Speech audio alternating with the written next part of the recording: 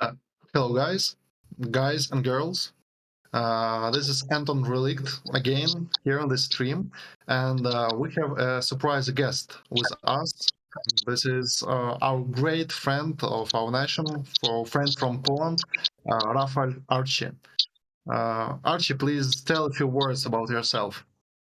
Sława Ukraini. Hello, I am a LARP organizer and RPG game master, and currently I am volunteering. I'm organizing humanitarian aid for Ukraine and aid for your Patsane in the Seoul.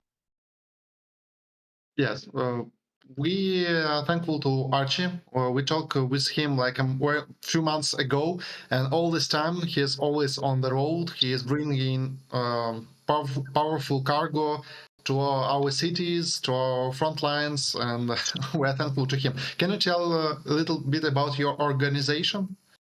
Yeah, it's association. It's called Pogoń Ruska. It's from this crest of nobility crest in Poland, but in Polish it also means something like "get the fuck out, Russians." So it's funny, our name. We are starting this association in February, right after the invasion. And from that point, we are organizing transports of medicine, of supplies, of humanitarian aid to Ukraine. And from, I think, 4 or 5 months, we are go directly to the front line and we bring cars, drones, and medicines to soldiers. Right now, I have 8 cars for the Seoul that I will bring to Kramatorsk and give to your guys, and 3 drones with thermovision and 3 other drones. And we are visiting Ukraine every 3 or 4 weeks. All this stuff helps to save a lot of lives. It is very needed. It is needed in industrial quantities. So we'll post requisites of this foundation to our Discord. You can found it and you can support Archie and his, how is it correctly, Pogoń Ruska? Pogoń Ruska. In Ukrainian, it will be Pagania Ruska. Great. So you're on the way. We won't hold you for much time. Just tell us what is your favorite TTRPG and about a few words about US role player. My favorite RPG is I think Call of Cthulhu and Warhammer and Vampire the Masquerade, but Cthulhu is my special one. I am mostly a game master. I think I do I mastering games for I think since I was 11, so it's almost more than 30 years. And it's a great hobby, and I very like it. But because of this conflict, I don't have time for it any longer. So I must do everything possible to end this and support Ukraine to win, and I can go back to RPGs there. Right. We believe in our shared victory. We wait for our shared victory, and I can wait to roll dice with you in a peaceful time. Thank you, Archie. Thank you for being with us, and have a safe journey. Yeah, thank you. Thank you very much. Слава Україні! Героям слава!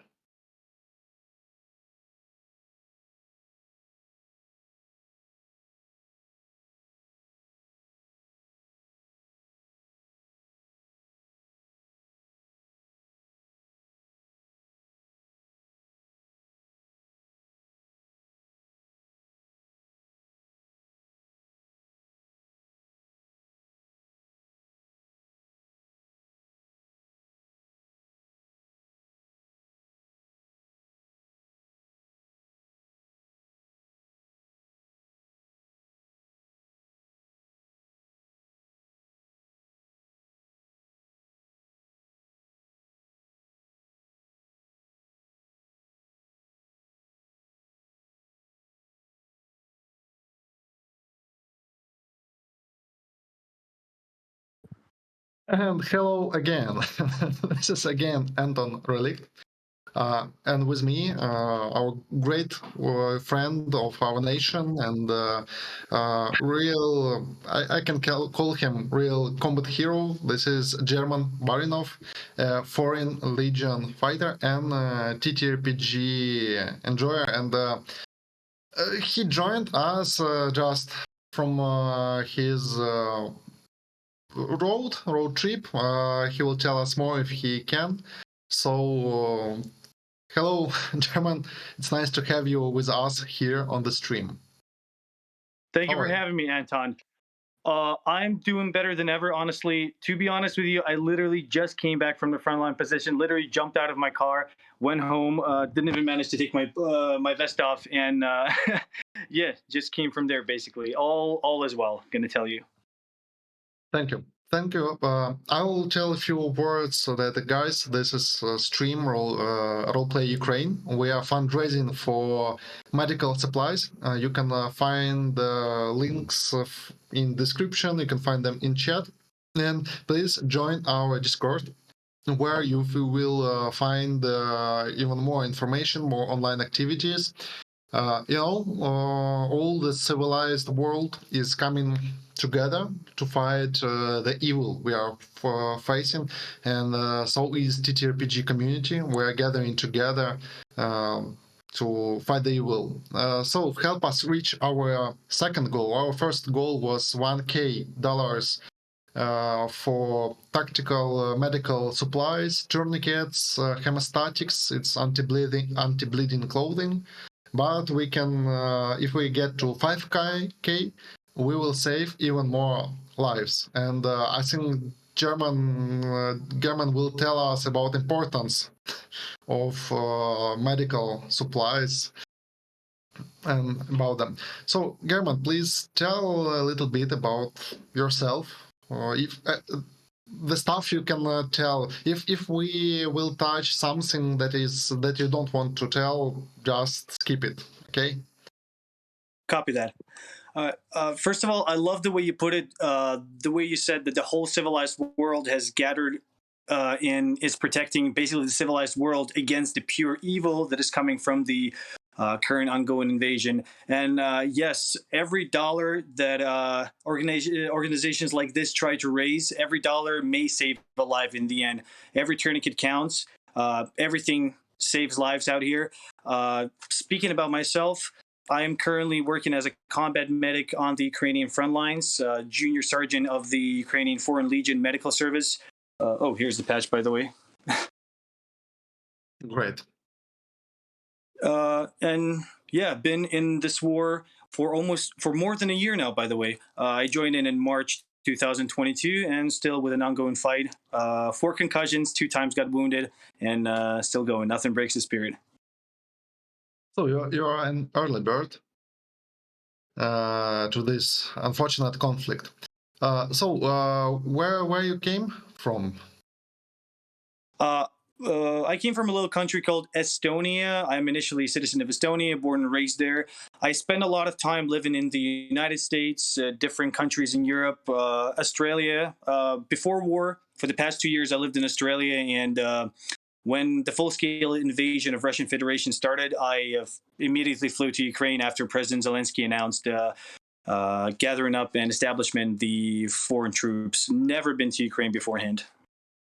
Okay, so it is your first visit, and I hope you get to see Ukraine in a peaceful time when we can just share a cup of coffee and enjoy the beautiful views.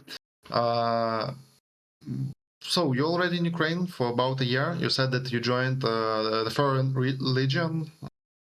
In Correct. Ukraine, yes, in Ukraine, Foreign Legion has this legendary reputation because, yes, we have our local heroes who joined the fight, and we cherish them, and we understand that they joined the fight because this is their country, this is their home, they want to defend it. It's very intimate. But there is also a Foreign Legion. This is the guys. Oh, hello there. Who we have there? A little puppy. Nice. It's nice to see him. So, and Foreign Legion, this is the volunteers who jumped into planes, rushed to Ukraine. Maybe you can tell in your words, how would you describe the Foreign Legion? Foreign Legion, I would say first word that comes to mind is motivated. The guys are motivated to be here because, as you said, they're volunteers. So nobody here is holding us by force by any means. So every foreigner has an option to leave at any moment he wants, and yet they chose to stay. Most of us came here. For example, I came here without knowing that. Are we going to get paid? Are we going to have anywhere to to stay? Are we going to have? Are we going to be able to sleep or eat overall? And yet decided to join the fight. Decided to join the fight. Sorry. And there are a lot of people from all over the world coming together like this, and there are a lot of different foreign legions in Ukraine. So my unit, my battalion, is not the only one. They're spread all over the front line, all over the back position. Some in training. There are, I would say, dozens of thousands of them in Ukraine currently, and I would say I find that very motivating, where just the entire world, all the good people from all around the world just come together and with the motivation to fight, knowing that their life is being put at risk, but still being ready to take that. Uh, mm, how are you meted by locals, by Ukrainians, with local soldiers, our Ukrainian forces? How do you interact with them? I'm going to tell you, first time I got to the hospital was back in May 2022. That was the first time I got wounded.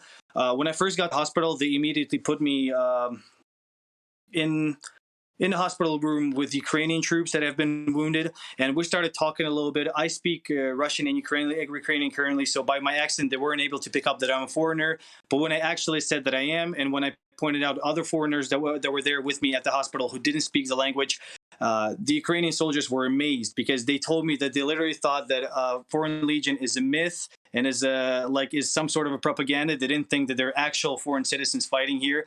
Now, Foreign Legion is really well known enough, and there's a lot of us in Ukraine. Just back then, it wasn't as popular, and Ukrainians were amazed and very thankful. I think I've met a single Ukrainian soldier that I've spent a lot of time talking with that hasn't sincerely thanked me and other foreigners for being here. I would say the local population is very grateful in having us here, civilians and military both. Yes.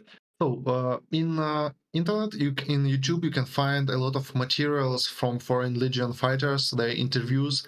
You can find great detailed interviews about their experience. And when I, as Ukrainian, watch these interviews, I have wet eyes. It's hard to hold on the tears of gratitude. It's positive tears. And they're interesting to listen. And what unites all those interviews? This is young, almost all young men.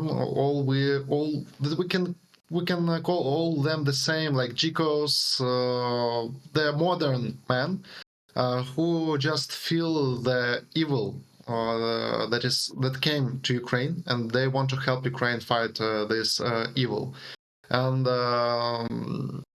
it means a lot.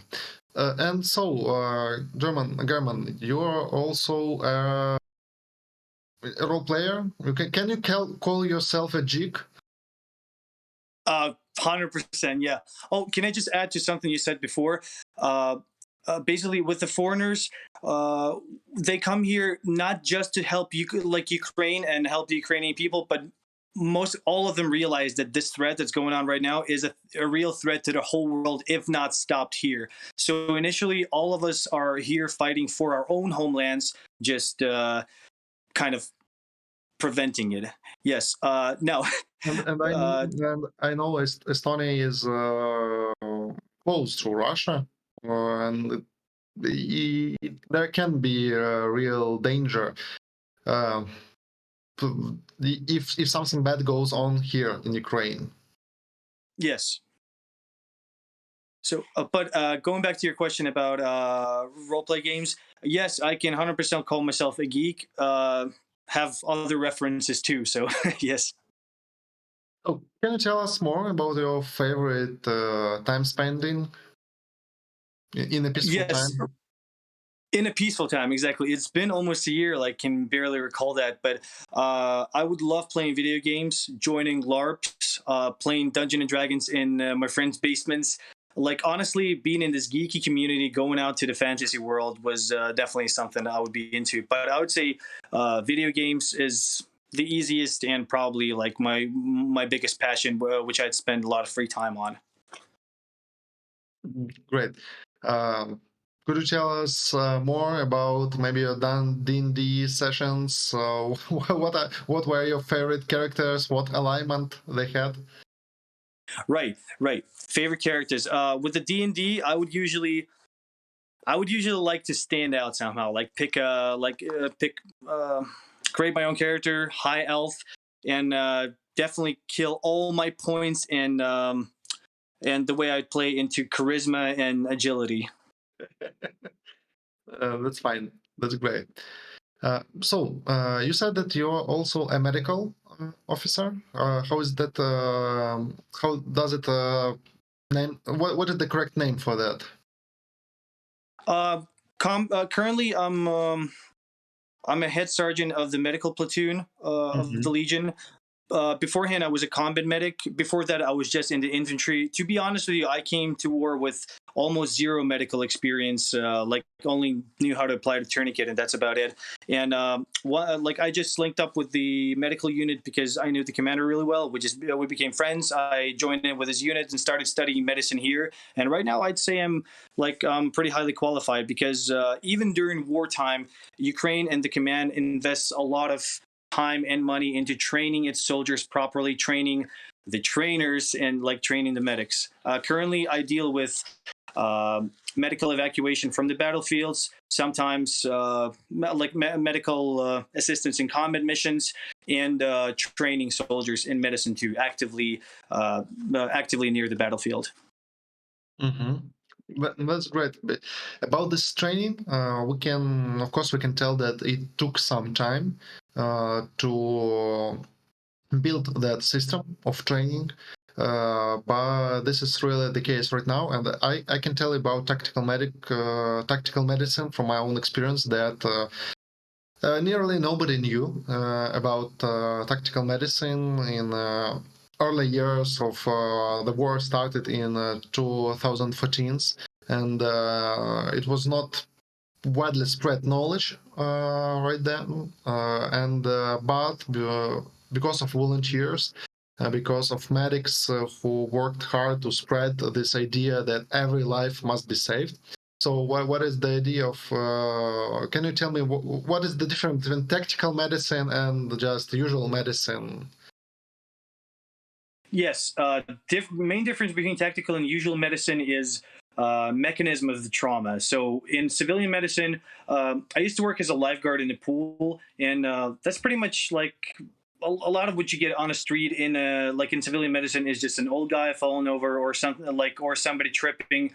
Is injuries like that if you don't count the critical situations like buildings collapsing, stuff like this. So usually it's a non-penetrating mechanism of trauma. What we're dealing with is mainly explosives, burns, shrapnel, and bullet wounds. So that's one of the main reasons. Oh, and another one is the process of the evacuation. So if in the civilian medicine, civilian paramedics actually get to the wounded, all they do is they grab him, they put him on a stretcher, they take him to the hospital, and in the hospital, in about 99.9% cases, there are always means to do whatever you can, all you can, to try to save somebody's life. In combat situations, steps of evacuation usually take a lot more time. They're a lot more complicated. They go through a lot more hands, and and everybody works with limited resources because we can't put too many hospitals at the front lines. We can't equip them with too much. We can't make them too big because the enemy, especially the Russian enemy, is currently aiming highly at the hospitals.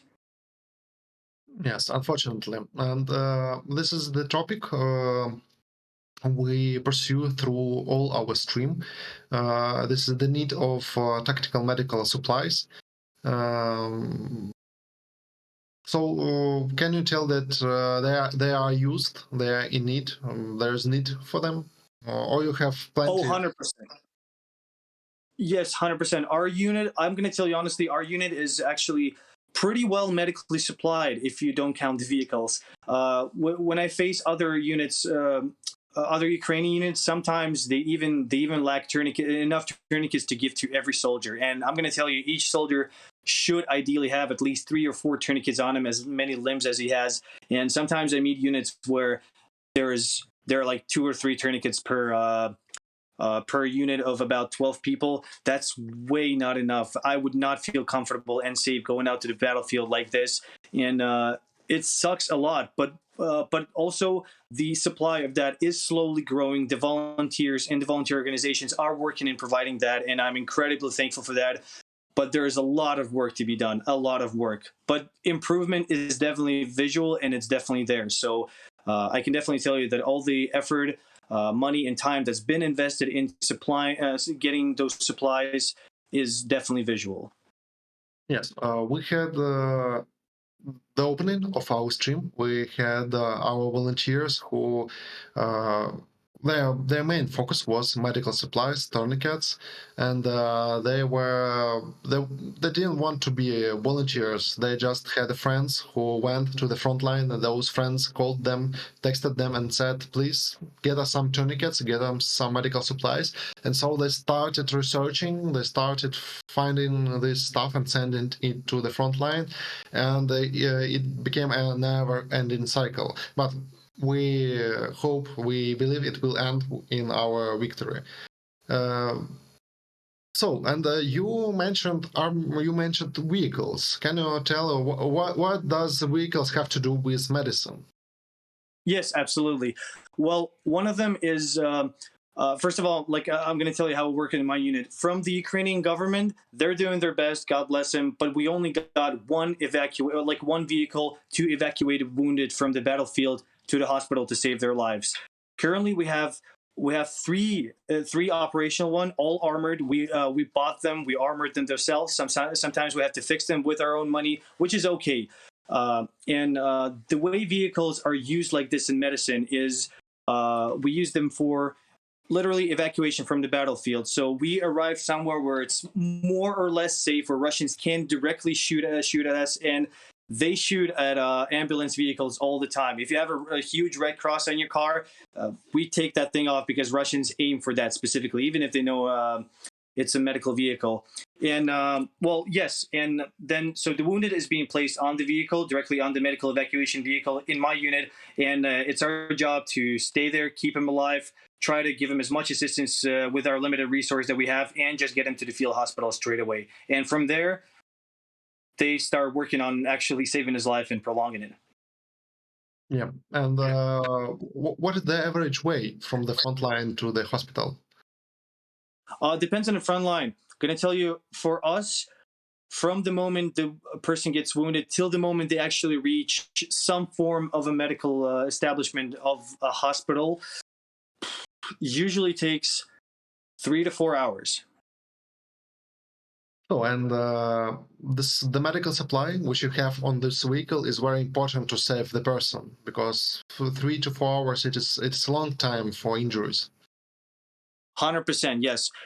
You gotta keep in mind that on the front lines, he also has his own IFACs, his own personal IFACs, and his buddies, combat medics out there in the front line that can provide a limited amount of assistance. Then he gets to us, where we can provide our portion of the limited part of assistance, like blood transfusion and stuff. But yes, getting him to the hospital is the priority, because a lot of problems can only be identified at the hospital level. Yes. Does it happen for our viewers, IFACs that you mentioned? This is personal kit with everything you need to save your life by yourself. It's personal lifesaver kit. Am I correct? Yes, correct. Yeah, and has it ever happened to evacuate for you or your team, or maybe somebody you know, to evacuate the civilians? Yes, all the times. That's actually really a part of our job. I can tell you, there was one time we were stationed next to a frontline position, and behind us was an empty village. It was civilians still lived there. Like, you're not going to believe, sometimes civilians simply refuse to leave their hometowns, even if they get shelled by the Russian army daily. So our units were not stationed at the town at all, because it kept getting shelled. But what the Russians did, they would launch a drone. They would see a bunch of people in one spot, all civilians on civilian cars, but they would see a bunch of people like, hey, it's worth getting hit. There might be a military there. Might not be, but yeah, potato, potato. So they would just start shooting at that place with a lot of civilians in there. They would get injured, and we'd get called, hey guys, you're military, but you're literally the closest medical personnel there. Could you go there, pick up civilians, and take them to the hospital? And we're like, why? There's no military there. Why are they shooting at? Fine, we'll do it. So, and then we just have to go pick up civilians from literally civilian towns that have been abandoned and shelled by the Russian artillery just daily. Yes, unfortunately, the things that you are telling us, if somebody described us that there will be shooting in the civilians, we would not believe it. We will say, okay, maybe somewhere, once or twice it happens, but unfortunately for us nowadays, this is everyday situation, and what it can be if it is not evil, pure evil that is going on. So, and you told that your vehicles, you are military men, but it's part of your job to save civilians, to evacuate them to the hospitals because they're shelled each day. And once again, I talk about our donations, about our charity fundraising. We are getting for medical supplies, and if we get enough, we will be going for the armored evacuation vehicle to evacuate both civilians and our defenders. So please take part, do donations. We have reached our first goal of 1K. Our second goal is 5K. You can, I believe we can do it till the end of our stream.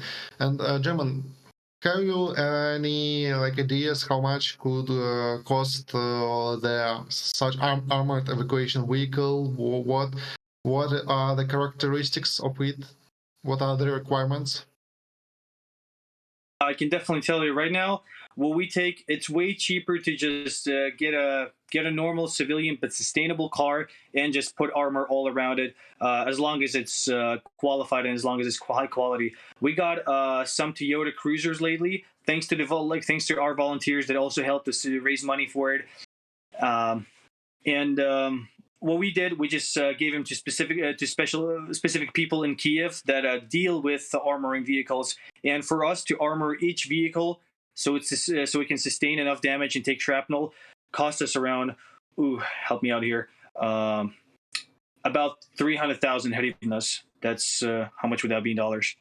300,000, yes. Oh wait, no, I'm shooting way above my head. No, 100,000 hryvnias for yes, 100,000 hryvnias to armor around one vehicle. Yeah, I will ask our chat to help with converting that into dollars, and we can count that the simple vehicle it's about 3-4K dollars. Simple vehicle, but that is reliable enough to be evacuation vehicle. By the way, I would say more. Even more. Okay. Yeah, 3,000 to 4,000, you can get a decent car, but right now the conditions that we work in, like all the dirt and unpassable road holes left by the shelling, that would be more. You'd need like a very passable vehicle.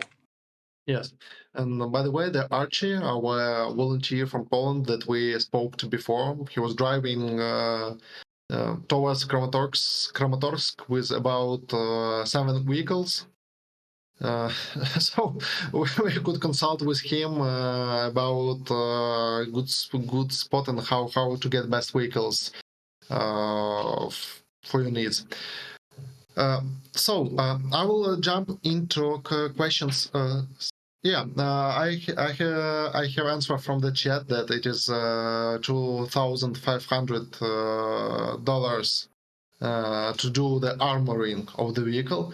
So guys, now we know what to aim for. We need about 10 $10,000 gathered on the stream, and then we could do a car that will be named the Stronghold or something like that,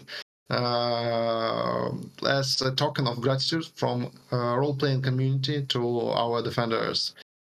So I will jump into questions area to see what our community has for us. So there was a question if you have any combat or medical training before the war. I served in Estonian mandatory in Estonian mandatory army, which is mandatory for all men, for a year. Little to none medical training back then. Back when I served, it was very poor. Right now they fixed it. Last I checked, like it's very NATO standardized, and that's about it. With battle and tactics, yes, they teach us that there's so, but absolutely no combat and battle experience before Ukraine. So, do you think that is the source mandatory to every man in your country? In my country, yes, it is for all men. Do you think this is a good idea for different countries? I think so, yes. I think so, yes, because as this war experience shows us, your country may be living in a peaceful time day one, and then day two, your aggressive neighbor decides to take away some territories. And a lot of times in this war, I faced people with very high motivation, young people that are willing to fight, that are willing to go out there, but that have not served in the army yet because of their age, and just people who are willing to fight, very patriotic, but unable to because of lack of skills, because they haven't served yet. So I think knowing how to protect your homeland, your motherland from an unjustified invasion is an important and very grateful skill. Oh, and I want to add, if you don't want to go to military service, if you are not ready to learn how to use weapon, get to learn medicine. Get to learn medicine because you will need it in a civil and peaceful life. But for all Ukrainians, all our roleplay community, in our free time, we learn tactical medicine. We learn how to apply tourniquets, what to do with different type of wounds. And this is first. If you don't know where to start, this is a good point to start. As I heard from one of my friends, not from one, but maybe from all my friends who are now serving, that shooting the rifle, it is like 1% of what you do in a wartime, and working with wounded, it's a much more, unfortunately, much more bigger part of this activity. Do you agree with that? 100% I agree with that. Even before I became a medic, even when I was in the infantry, I still did more medicine than actual active shooting at the enemy, because a huge part of this war is active shelling, when shells are falling at you and there's not a thing you can do about it, and where all you can do is just deal with the consequences and try to save your buddies. So yes, even for common soldiers, medicine is more common than active fighting. So, there is the next question about Foreign Legion, and would be an RPG about Foreign Legion in Ukraine to be too soon, sort of things? What do you think? Sorry, one more time. Games. Didn't understand the question. Is it too early to try to emulate Foreign Legion in a RPG, in the games? Is it too early to play games about this war? Because even on our festival, we have a few games run by our volunteers who try to emulate, for example, Foreign Legion and the stuff they're doing. What was your opinion as a part of Foreign Legion itself? What is your opinion on such activities? I love the idea of that. Honestly, I didn't see anything bad about it. I think the more, I think it's done in a slightly admirational way, and I really appreciate that people know of the Legion and people try to represent the Legion and talk about it, even play about it. I think it's very admirable, and I love the idea of that. Yeah, I think the most important idea of the guys who want to play this game, that the GM wants to share some experience, and the players, they want really to honor our defenders. Maybe you have any advice for guys? What is the correct way to touch this delicate topic?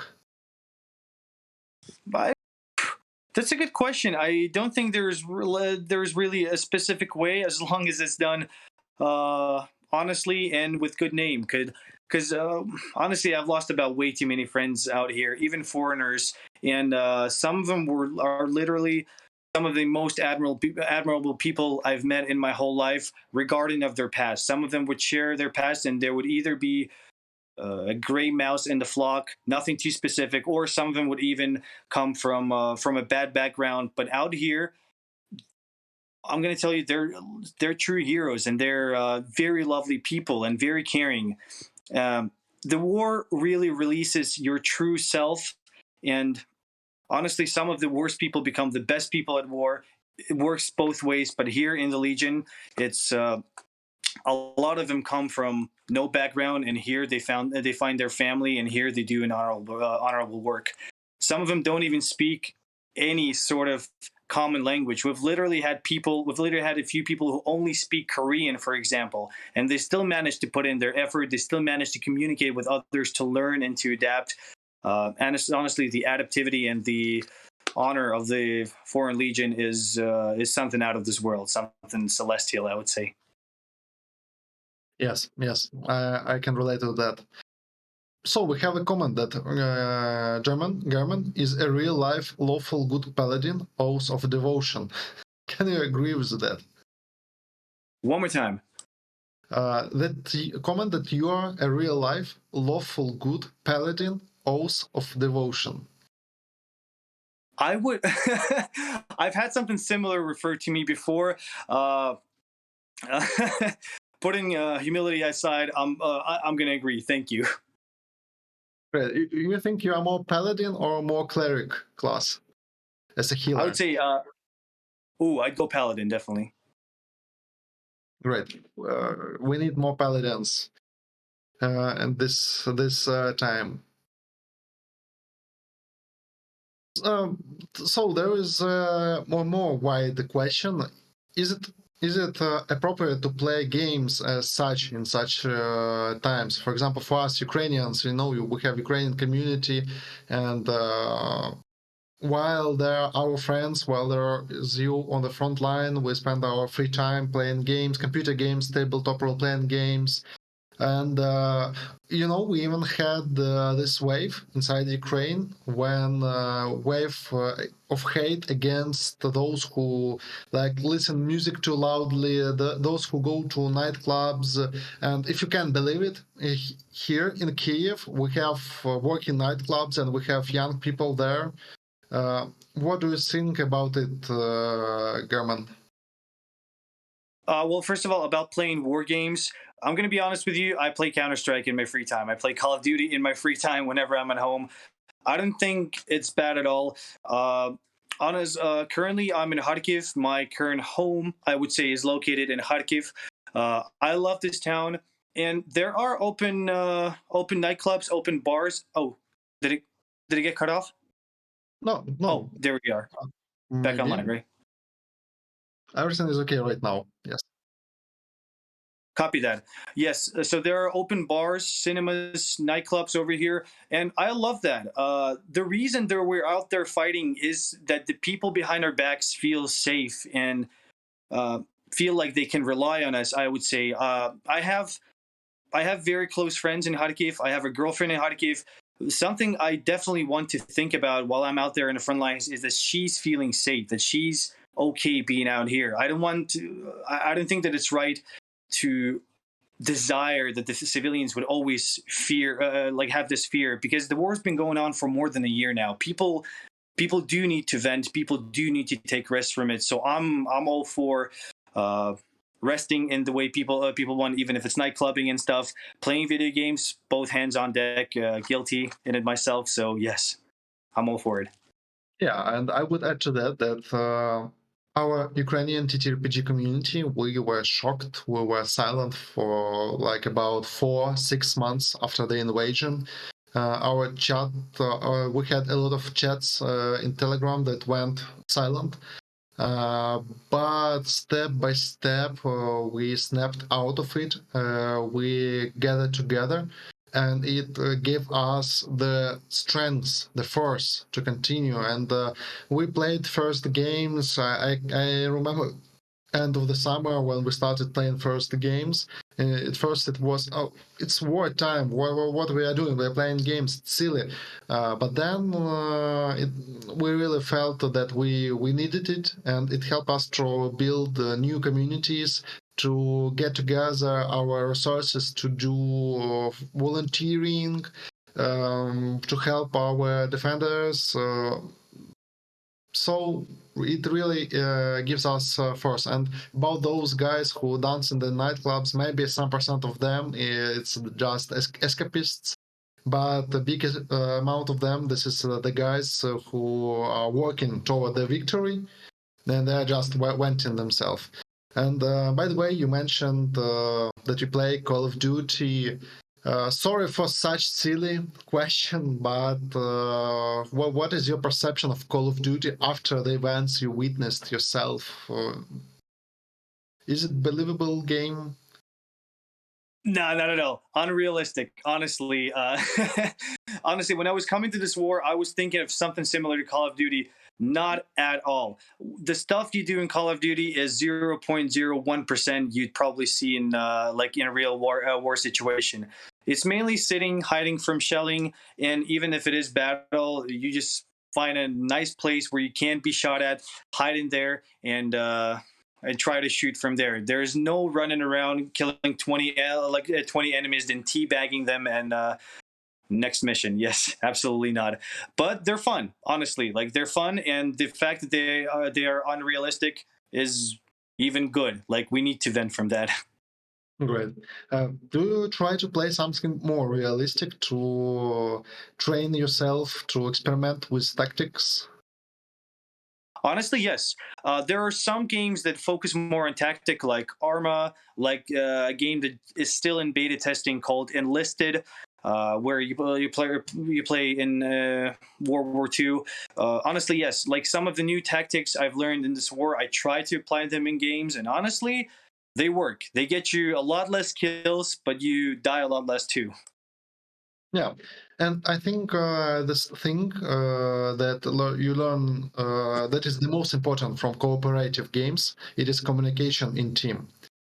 It is the first thing that we were learned in territorial defense, and talk with each other, tell each other something, explain where you are going, and once we simulated it in games, when somebody didn't tell anybody where he is going, he just rushed somewhere. So this is not the way to teamwork. Honestly, 100% agree with you because here it all relies on who you're with. How much can you trust your buddies? Who are they? And that's why I would say that here in the front lines, you build the best kinds of friendships you have. Like these are the people that you've seen in action. You've seen like how they act like during the time of stress, and some of them some of them have literally dragged my butt out of situations I thought I'm not coming out alive from. And yes, cooperation is definitely a skill that needs to be improved at all times. Yes. So, and we have a comment that is not a question, but part of our crew and part of our community is now in Kharkiv. And if you wish to play some TTRPG, to meet up somewhere, somewhen, we'll be more than happy to do that. And I read our comment section, and everybody just, our Ukrainians moderators, they are all in awe, and tell that they are not sure that we deserve such men to defend us, to join our our fight. Thank you a lot for it. Thank you. And honestly, with the Kharkiv community, I'd be more than happy to. I don't get too many days off lately, but honestly, like spending time with the gaming community, playing some RPG games, it's yes, sign me up. Yeah, and for those who don't know about Kharkiv, it is you can say like a capital city for its own territory state, and it is it's big city, more than 1 million of population, if I'm correct, and it is very it is near to border with Russia, and it is shelled constantly with different type of artillery, and if there are some cities where you can push off the invaders away from the city, for example, I'm from Kyiv. We were shelled, but when the invaders were pushed away from Kyiv, it became much more safer here. We are still shelled by rockets, but unfortunately, this is not the case for Kharkiv. That it is still shelled by different types of artillery. Honestly, the entire Ukraine is like. Didn't we just have a massive rocket shooting in the heart of Ukraine, somewhere in Cherkasy Oblast? Didn't we?